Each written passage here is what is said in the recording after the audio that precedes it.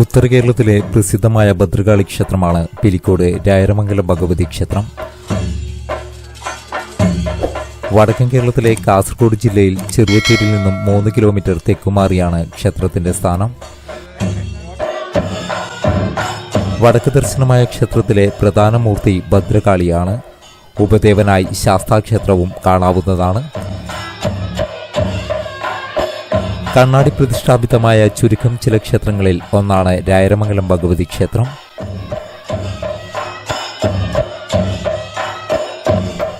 രായരമംഗലം ഭഗവതി ക്ഷേത്രത്തിന്റെ ആരുടെ സ്ഥാനം മംഗലാപുരം മംഗളാദേവി ക്ഷേത്രമാണെന്നാണ് വിശ്വാസം.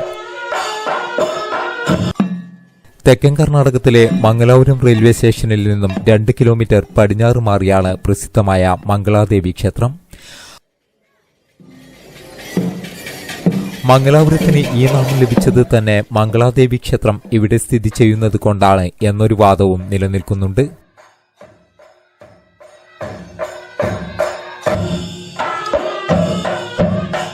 കാലങ്ങൾക്ക് മുമ്പ് ഒരു നാൾ കാളക്കാട്ട് തന്ത്രീശ്വരൻ മംഗളാദേവി ക്ഷേത്ര ദർശനം നടത്തുകയുണ്ടായിരുന്നുവത്രേ. കാളക്കാടിന്റെ ചൈതന്യവത്തായ മനുഷ്യപ്രഭാവം കണ്ട് തൃപ്തയായ ദേവി കണ്ണാടി, കിരീടം, ശൂലം എന്നീ സാന്നിധ്യാത്മകമായ 3 വസ്തുക്കൾ കാളക്കാടിന് സമ്മാനിച്ചു.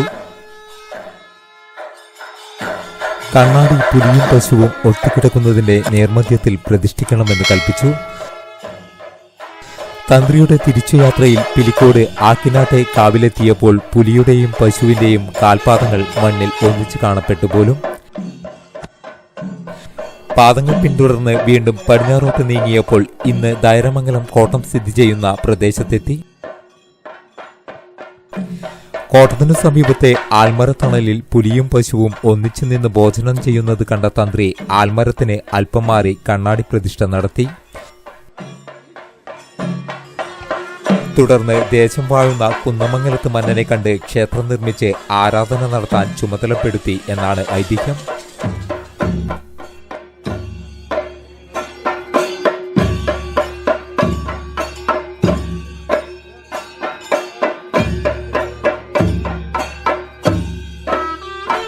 മറ്റൊരു കഥ ഇങ്ങനെയാണ്.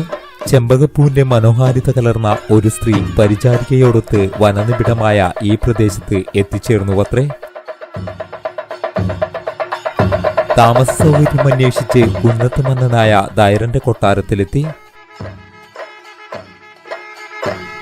അന്തർജന വേഷധാരികളായ 2 സ്ത്രീകൾക്ക് താൽക്കാലിക താമസത്തിനായി കുന്നത്തു വീട് ദയരൻ ഏർപ്പാടു ചെയ്തു. ആരുടെ കണ്ടെത്തിയെന്ന് ഉറപ്പിച്ച മംഗളാദേവി താന്ത്രിക പ്രൗഢനായ കാളക്കാടിന് സ്ഥിരസാന്നിധ്യത്തിന് പുലിയുടെയും പശുവിന്റെയും രൂപത്തിൽ ദർശനം നൽകി. രൗദ്രഭാവമായ പുലി രായരമംഗലത്തമ്മയായും ശാന്തഭാവത്തിലുള്ള പശു മുച്ചോട്ട് ഭഗവതിയായും പിൽക്കാലത്ത് പ്രകീർത്തിക്കപ്പെട്ടു.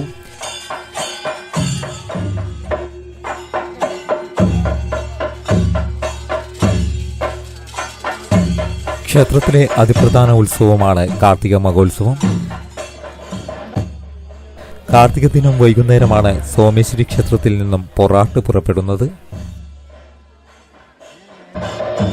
മലബാറിലെ ശാലിയ സമുദായക്കാർക്കിടയിൽ കാണുന്ന ഒരു അനുഷ്ഠാനമാണ് പൊറാട്ട്.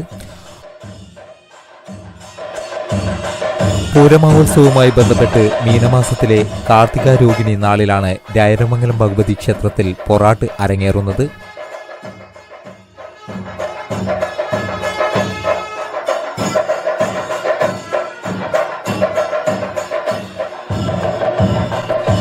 മാണിക്കക്കല്ല് എന്ന സ്ഥലത്തിനു വേണ്ടി ഇളങ്കുറ്റി സ്വരൂപവും അള്ളട സ്വരൂപവും നടത്തിയ ഉഗ്രമായ പോരാട്ടങ്ങൾ പ്രസിദ്ധമാണ്. ഈ ചരിത്രവസ്തുതയെ അനുസ്മരിച്ചുള്ള കലാരൂപമാണ് ശാലിയ പൊറാട്ട്. മാണിക്കക്കല്ല് എന്ന സ്ഥലത്തിനു വേണ്ടി നടന്ന പോരാട്ടം ഏറെ നാൾ നീണ്ടുനിന്നു. മനുഷ്യരാൽ തീർക്കാൻ പറ്റില്ലെന്ന് മനസ്സിലാക്കിയ ചാമുണ്ടി പടവീരൻ, വേട്ടക്കുരുമകൻ എന്നീ ദേവതകളെ വേഷപ്രച്ഛന്നരാക്കി യുദ്ധക്കളത്തിലെത്തിച്ചു.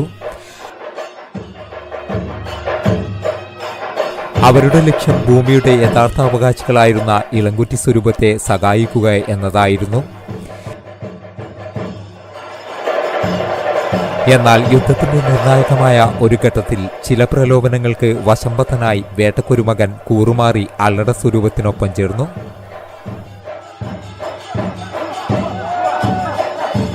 ഈ നീക്കം കണ്ട ഒരു മുസ്ലിം യുവാവ് അക്കാര്യം വിളിച്ചു പറഞ്ഞു.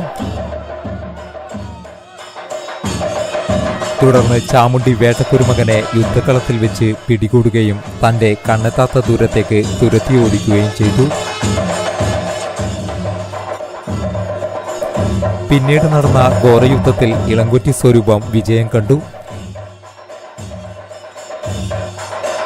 ഈ ഐതിഹ്യത്തിന്റെ വീരസ്മരണയ്ക്കാണ് ശാരിയ പൊറാട്ട് കെട്ടിയാടുന്നത്.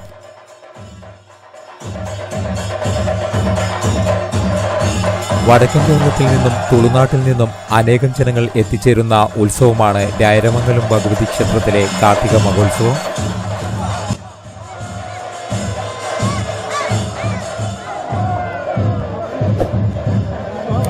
രോഹിണിനാളിലെ ഭഗവതിയുടെ എഴുന്നള്ളത്ത് മറ്റു ക്ഷേത്രങ്ങളിൽ നിന്നും തികച്ചും വ്യത്യസ്തമാണ്.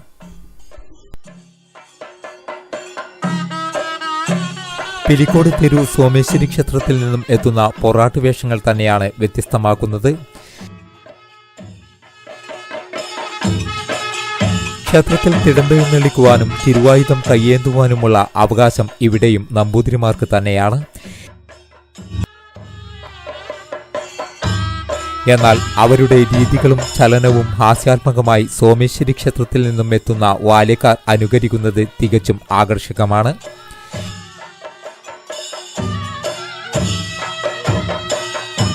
ഭക്തിയും ഹാസ്യവും ഇടകലർന്നുള്ള ഈ ഉത്സവം ഒരിക്കലെങ്കിലും നിങ്ങൾ കണ്ടിരിക്കേണ്ടതു തന്നെയാണ്.